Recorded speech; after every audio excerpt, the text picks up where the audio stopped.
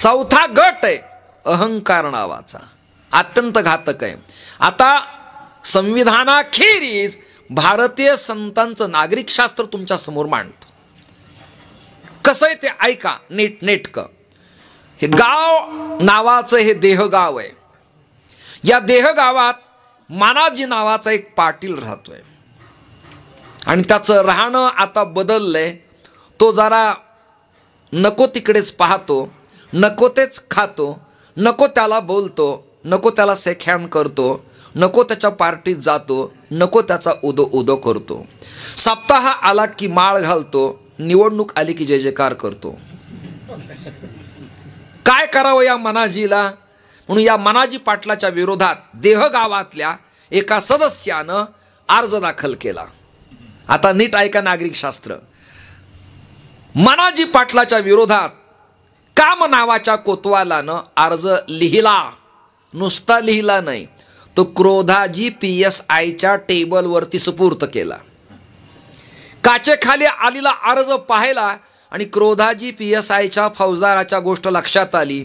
अरे गाव लेवलला केस मिटवताना आम्ही दोघं अर्ध यातलं घेतो, म्हणजे दोघंही श्रेय अर्ध घेतो आणि आपल्याच पाटलांच्या विरोधात या क्रोधाजी फौजदाराच्या टेबलवरती मनाजीच्या विरोधात कामाजीनं दिला अर्ज, याची छाननी करावी लागेल.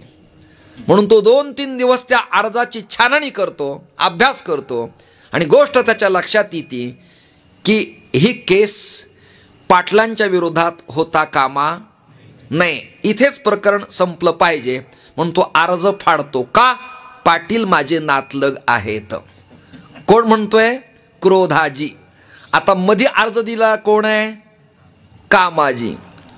मग तिथे संतांनी प्रकरण असं लिहिलं, त्या क्रोधाजीला ममता निर्माण झाली की हे माझे आहेत. मी म्हणत नाही, तरुणी ममता मनाची, ज्ञानोबराय सांगतायत, ते अहंकार तत्वरुची, तेने पंचमहाभूतांची अभिव्यक्ती होय. ही ममता नावाची मुलगी झाली क्रोधाजीला टेबलवर तात्काळ, ऐकताय ना? आणि त्या ममतेला मुलगा झाला अहंकार. आणि हे सगळे सदस्य एका गावात सारखेच झाल्यामुळे या देह गावाची वाट लागली. विठाला विठाला विठाला विठाला विठाला. परंतु तो अहंकार, नवल अहंकाराचे गोठी विशेष न लगे, अज्ञाना पाठी सज्ञानाचे झोंबे कंठी, नाना संकटी नाचवी.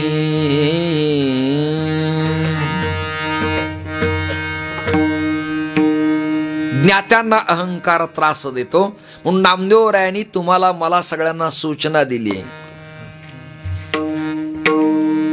अहंकाराचा वारा न लागो राजसा, अहंकाराचा वारा न लागो राजसा, अहंकाराचा वारा न लागो राजसा, अहंकाराचा वारा न लागो राजसा, अहंकाराचा वारा न लागो राजसा, अहंकाराचा वारा न लागो राजसा, अहंकाराचा वारा न लागो राजसा, अहंकाराचा वारा न लागो राजसा.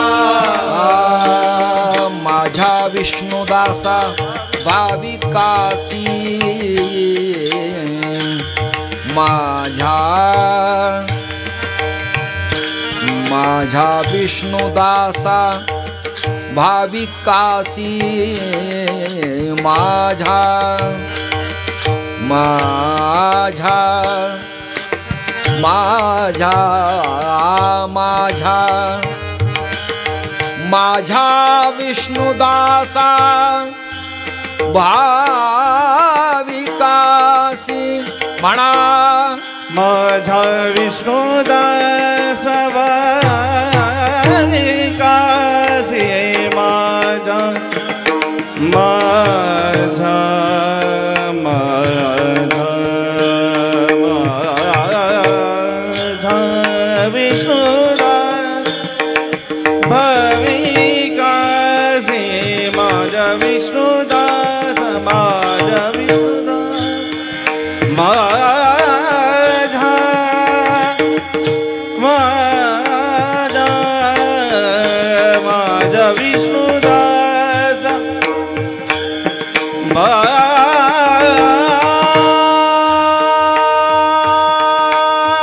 भाविकासी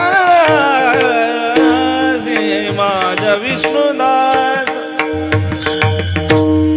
माझा विष्णुदास भाविकासी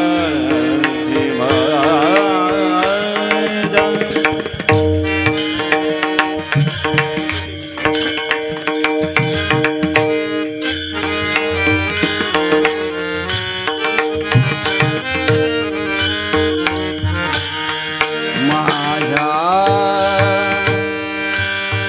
माझा विष्णुदासा माझा विष्णुदासा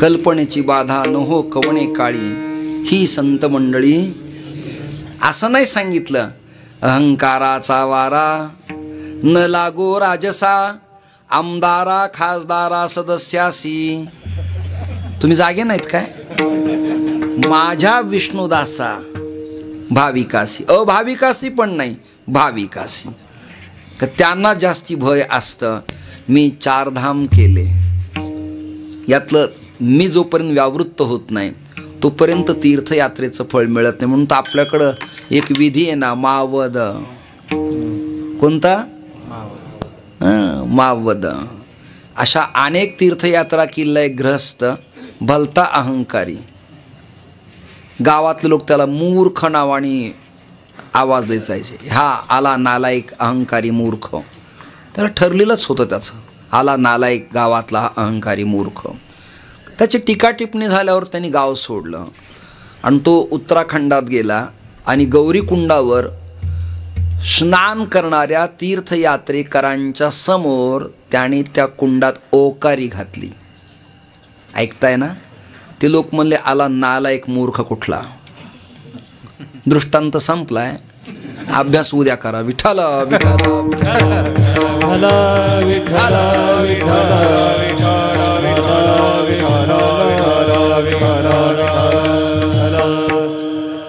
हे वागणं काही जिल्हा तालुका डिस्ट्रिक्ट बदलल्यावरती होत असतं असं काही नाही स्टेट बदलल्यावरती हे त्याच्या अंगवळणी पडलेलं असतं अहंकार अत्यंत घातक शत्रू म्हणून तो फाल्गुन मासात बोंब मारावी लागती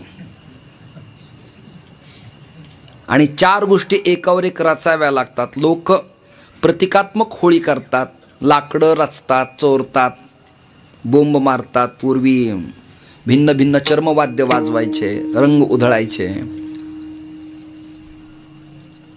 गोवऱ्या गाईच्या सेण्या शुभा इकडे कदाचित वेगळं नाव त्याला असेल हो गोवरी शुभा भिन्न नाव आहेत तिला हे सगळं गोळा करायचं आणि मग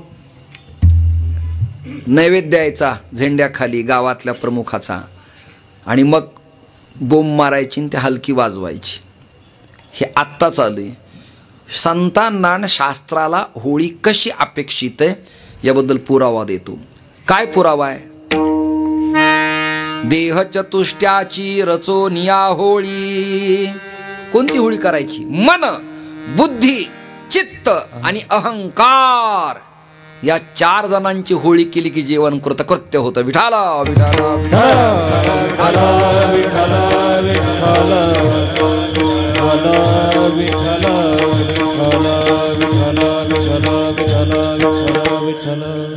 रामगीतेत एक श्लोक असा आला भगवद्गीता सगळ्यांच्या पाठ आहे रामगीतेत श्लोक असा आहे सुखस्य दुःखस्य न कोपि दाता परो ददाति कुबुद्धिरेषः अहम करोमीति व्रथाभिमानः स्वकर्म सूत्र ग्रथितो हि लोकः.